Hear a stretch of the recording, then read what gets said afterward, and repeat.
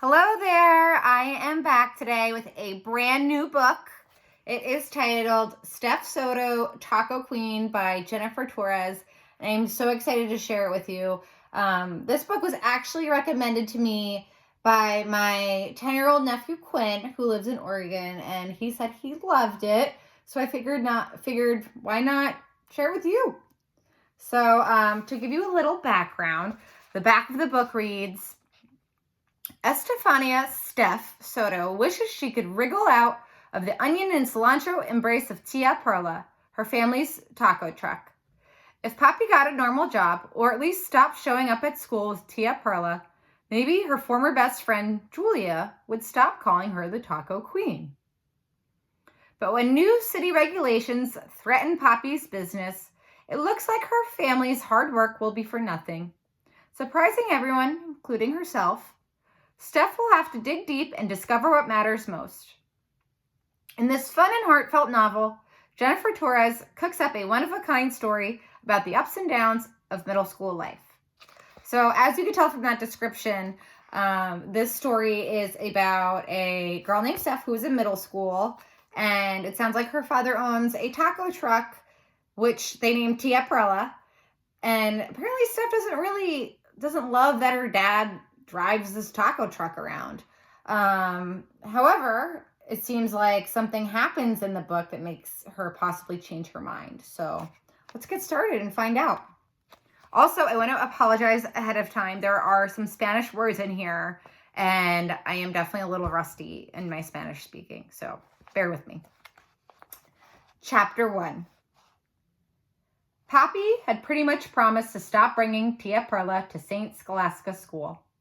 But when the last bell rings on a Monday afternoon, there she is just the same, waiting for me in the parking lot.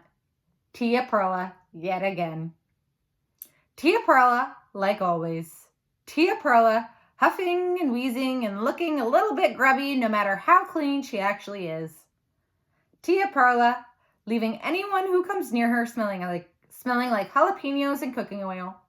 Not exactly bad combination that clings to your hair and crawls under your fingernails. Tia Perla, Poppy's taco truck, stuffed into a parking space meant for a much smaller car. A normal car. A station wagon. Something beige or black or white with 4 doors and power windows. So like I said, so instead of a regular car, Stef's father drives around the taco truck. I must look as annoyed as I feel because just then my best friend, Amanda Garcia, stops explaining how she turned an old t-shirt into a new headband and wags her finger. Watch it, Stef, she warns in her best scolding Abuelita voice. Keep rolling your eyes like that and they'll get stuck up there. I roll my eyes at her so hard they almost bounce off my forehead. She snorts, pulls the headband over her ears, and jogs off to soccer practice, leaving me to deal with Poppy and old Tia Perla on my own. I didn't mind the taco truck when I was younger, and seeing Tia Perla in the parking lot of my Catholic school meant corn chips and cold soda for all my friends. Back then, when Poppy lifted me into her front seat, I was playground royalty. No one else got picked up in a taco truck. But now hardly anyone else gets picked up at all, let alone in a taco truck. I've been negotiating for months, trying to persuade Mommy and Pappy to let me walk alone, not even all the way home, just to the gas station. A few blocks away from St. Scholastica, where Poppy parks the truck most afternoons. I head straight there, I swore. Wouldn't stop for anything, wouldn't talk to anybody. I could tell they weren't crazy about the idea, but this weekend, Mommy and Poppy had finally given in. So why was Tia Perla in the parking lot with Poppy in the front seat waving? I dropped to the ground, pretending to tie my shoelace and thinking, maybe if I'm down here long enough, Poppy will remember our agreement, leave, and meet me at the gas station like we planned. Instead, he honks the horn and waves even more wildly. Isn't that your dad, Estefania? Julia Sandoval asks, louder than she really needs to. Just perfect. I stand up and gush, thank you, Julia, so much. You are always so helpful. She just tilts her head and flashes her sparkling sweet smile. I walk across the parking lot, eyes glued to the ground and arms crossed sourly against my chest. I don't look up, not even when I'm climbing into the truck, until Papi asks, like he asks every single day, "Aprendiste algo?" Did I learn something? That I can't trust him to keep his end of the deal. Maybe. I keep my mouth shut while I sift furiously through my mental glossary for irritation, searching for words to tell him exactly how frustrated I am. Not coming up with anything, I instead shoot Papi a glare that asks, "Are you kidding me right now?" I hope that's clear enough. His shoulders drop and he shakes his head. "What can I tell you, mija?" Those guys at the gas station must have forgotten their wallets or their appetites. Maybe both. I couldn't wait around for customers any longer. Let's see if they're hungry downtown. I don't know what to say to that. And before I can think of anything smart, I hear bam, bam, bam on my door. Huh? I'm confused for a second, and then I realize who must be knocking. I crank down the window, and sure enough, it's Arthur Choi. All 4 feet 10 inches of him, and even 5 feet with his hair included. He looks up at me and yanks his headphones down around his neck. They are bright orange and so big, he looks almost like he's wearing a life preserver. "Hey, Stef, think I can get a ride to the library?" Usually, Arthur's mom picks him up from school, not because she doesn't trust him to walk alone, but because he lives so far away. When she has to work late, he goes to the library to wait for her, finishing his homework, reading his magazines, listening to his music. Without a chaperone. In peace. Arthur and I have known each other since kindergarten. Back when his mom and my dad teamed up and trailed the school bus in her minivan anytime our class trip had a field trip. Unlike my parents, though, Arthur seemed to have noticed that he isn't 5 years old anymore. "Orale," he nods. It's a word that comes in many flavors. Sometimes it means yes, other times it means yes. Sometimes it means listen, and sometimes it means I hear you. This time it means of course. And I slide to the middle of the bench seat as Arthur hops up next to me. Finally, Papi starts the engine, and as soon as he does, his bando music comes bouncing out of the speakers and pouring, I'm sure of it, right through the open windows. Unfazed, Arthur bops his head right along to the ba rhythm.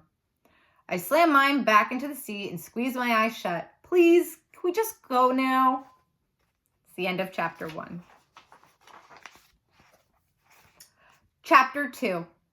Papi pulls over at the curb across from the library. I expect him to leave the truck running while Arthur grabs his backpack off the floor of the cab, but instead he parks, unbuckles the seatbelt, and steps outside. We can't be stopping here, I think, taking stock of the neighborhood on the other side of Tia Perla's windshield.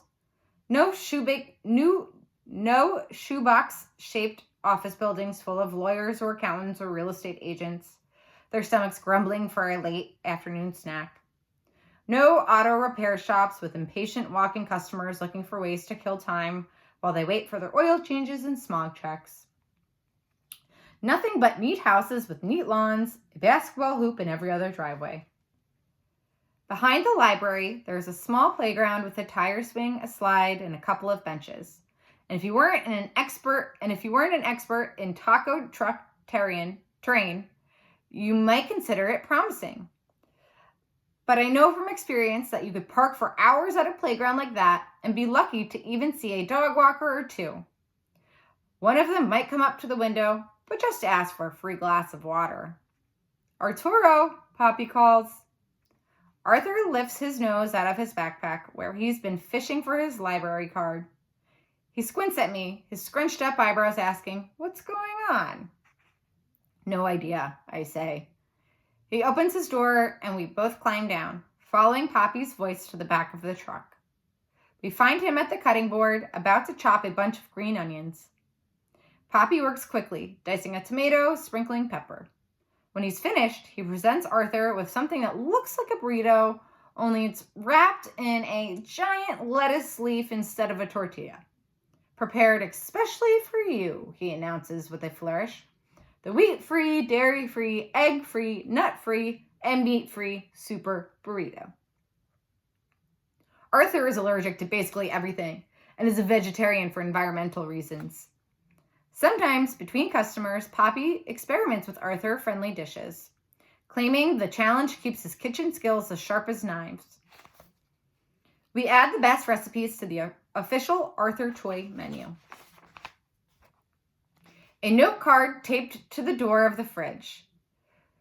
So far, there is a mango salad with charred corn and slivers of red onion, avocado halves stuffed with rice, green chili, cilantro, and bell peppers, and an almost overripe banana cut into coins and sauteed in margarine, brown sugar, and cinnamon until each crispy slice is floating in a rich caramel-colored sauce. That sounds delicious. I'm wondering what inspired this afternoon's lettuce leaf burrito when I realized that if Poppy had time to dream it up between customers, he really must have had a slow day with Tia Perla after all. And it's possible I overreacted about the whole gas station thing. I glance over at him. Poppy looks up at me and winks before nudging Arthur to have a taste. Andale, he says. Yeah, go on, I add, curious now. Try it. Arthur considers the burrito for a moment, then devours half of it in one enormous bite. Poppy and I watch, hungry for his reaction. Hum, he mumbles, cheeks puffed like they're hiding ping pong balls. He swallows. Pretty good, Mr. Soto. Not as good as the bananas, but pretty good. Thanks. Pretty good? Poppy crosses his arms and cocks his head. Pues, does it go on the menu? Arthur looks at me, looks at Poppy, and grins. It goes on the menu. Orale, Poppy thunders, holding out his hands for Arthur and me to slap. It goes on the menu. Specialty of the house.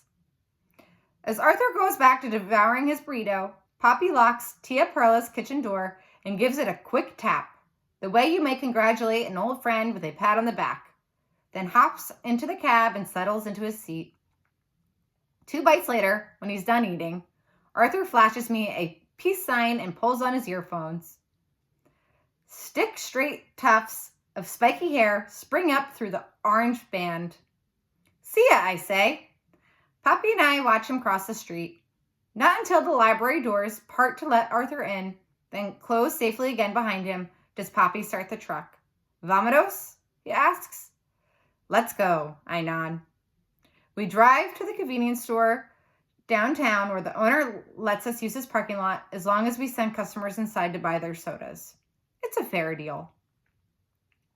The little shop isn't the busiest stop on our route, but we know we can count on some regulars.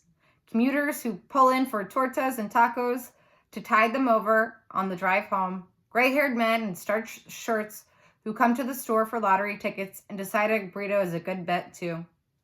While Poppy lifts open the canopy, warms the grill, and unfolds 2 steel chairs on either side of a salsa-stained card table, I drag my backpack to the spot at the cutting counter that he always leaves clear for me to finish my homework. He notices me sneaking a handful of corn chips, and before long, a quesadilla cut into wedges and arranged around a dollop of chunky guacamole appears on a plate next to my math book. People always ask if I get sick of taco truck food, if I'm bored eating the same thing night after night. But what they don't know is that it's never the same thing. Somehow, Poppy always prepares exactly what I'm craving. On the hottest days, when my bangs stick to my forehead, there are salads drizzled with lemon juice. When I leave school exhausted after a particularly hard history test, there's the comfort of a plain flour tortilla smeared with nothing but melting butter. I spoon some guacamole onto my quesadilla and wonder what Mammy's up to at home. Getting ready for work, I guess. She's a cashier at the open all-night grocery store. You would never believe, she always says, what people need at 1 o'clock in the morning. A box of pancake mix, a birthday card, a cantaloupe. Well, most of the time, she doesn't get home until I'm already in bed. And since Mommy and Papi don't even think about letting me stay home alone, I'm parked with Tia Perla until the dinner rush lets up. It feels like forever. Finally, though, Papi taps me on the shoulder. He has scooped the last glob of sour cream onto the last super burrito of the day, and it's time to pack up Tia Perla. We take her to the commissary, where drivers from all over the city store their supplies and keep their food trucks overnight. I help him wipe down the countertops and rinse out the big plastic containers we use for storing onions and tomatoes. When we're finished, he tucks my backpack under his arm, and we walk together to our pickup. The lights in the parking lot blaze bright white against the inky sky. I'm wondering how I could recreate the effect with paint and paper when Papi jokes, "Say buenas noches to Tia Perla." I yawn and wave. She looks a little out of place parked next to so many other trucks with flashier paint jobs and shinier chrome bumpers, her tired headlights pleading with us not to leave her behind. Chapter 3. I can remember the day Papi brought Tia Perla home and parked her in the driveway early on Saturday morning. Mommy had been pacing the living room. She wore her green silk dress and black heels as though she were on her way to a party or to meet someone important. I sat on the couch in the itchy gray skirt I usually saved for church. When she heard Papi honk the horn, she squealed, tucked a stray curl back behind her ear, and grabbed both my wrists. They're here, I yelped. Aquí están, she echoed. The two of us ran outside together. Mommy cleared all 3 front porch steps in one eager hop, then stopped short on the lawn and wrinkled her nose. After listening to Papi gush about the truck, the flat-top grill and the 4-burner stove, the stainless steel walls and the brand new tires, we were expecting a beauty, a champion purebred. This truck looked more like a scruffy shelter rescue in need of a warm bath and a loving home. The tires were brand new, but everything else seemed dented or rusty. Still, Papi stood smiling in front of the truck, his chest puffed up proudly, his hands planted on his hips. Mommy and I looked at each other, and then we smiled too. Until that Saturday morning, Papi had worked as a house painter for a big construction company. He had to leave the house early, sometimes before the street lights had flickered out, and he always came home with aching shoulders. At night, after he and Mommy had sent me to bed, I would hear them whispering at the kitchen table. But if I could start something of my own. After a while, those kitchen table whispers grew into a roar of plans and daydreams. Standing over the stove, refrying beans, Papi would suddenly burst. When I open my restaurant, I'll serve all kinds of beans. Not just refritos, but black beans and frijoles de la ula, too. His mother, my abuelita, had taught him to cook when he was my age. He didn't know where he might travel someday, she told him. But wherever he went, he would have her recipes to bring back home. Now, nothing made Papi happier than sharing that warm at-home feeling with others. Mommy would spoon Papi's homemade salsa onto her breakfast eggs, take a bite, and then with her mouth still half full, exclaim, "Mi amor! At your restaurant, you must make your own salsa. Promise me, nothing from a jar." And one sunny afternoon, when I poked around the refrigerator looking for something cool to drink, I asked, "Papi, can there be strawberry soda at your restaurant?" He swept me off the floor and lifted me over his head. "Orale!" he shouted. "Strawberry soda, orange soda, grape soda." I giggled, my braids dangling over Papi's nose. "Lime soda, mango soda, cherry soda." Mammy shook her head at us and poured me a glass of ice water. That's when we started saving. When the daydreams became so real we could taste them, as sweet and fizzy as strawberry soda. Scrimping was harder than I thought it would be, but also a little like a game with all of us pitching pitching in to pinch pennies. Breakfast, lunch, and dinner, we ate plain beans wrapped in corn tortillas. So many that I still can't stand them. Mommy stitched patches over the rips in my jeans instead of buying new ones. She also took in sewing projects from the dry cleaners around the corner, gathering needle and thread after dinner and settling down to repair a seam or fasten a button. I thought I could make some extra money too, maybe walking dogs or pulling weeds. Mommy and Poppy said no to that. Instead, they put me in charge of making sure we never left the lights on in an empty room and agreed to let me chip in the nickels and pennies I had stashed in my piggy bank. I poured a silvery stream of coins onto the coffee table, and as the three of us sorted them into cardboard rolls from the bank, Poppy put his hand over mine and said, "Gracias." We worked and saved for a little more than a year, until one day, while she was reading the newspaper, Mommy stopped and said, She waved Poppy and me over and pointed to a small ad in the corner of the page. Food truck for sale, used, good condition. Poppy and I agreed. It wasn't a restaurant, but it could be ours, and we had saved just enough.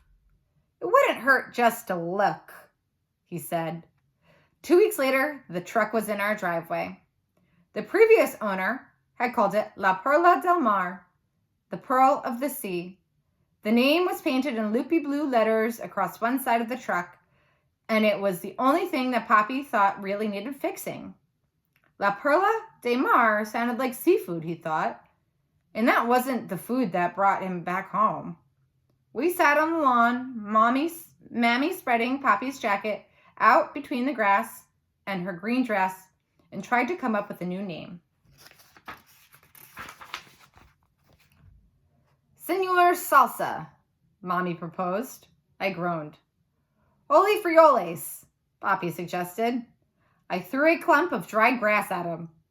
He ducked and laughed, and then it came to me. Tia Perla.